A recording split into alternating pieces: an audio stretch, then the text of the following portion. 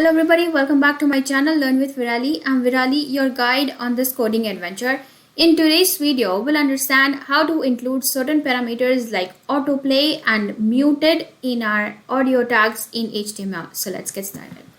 So now let us understand how to have an autoplay element included along with our audio tags in HTML. So as you can see in the browser, right now when the page is loaded, automatically the audio has started playing in the muted manner. So that's how you can include even these kind of audios along with these autoplay controls inside your web pages. So now let us see the code. How does the actual code look like in terms of us giving an instruction of playing it in a muted control. Now, as you can see in the code, the audio tag contains pretty much everything the same, just like how we had seen in our last video.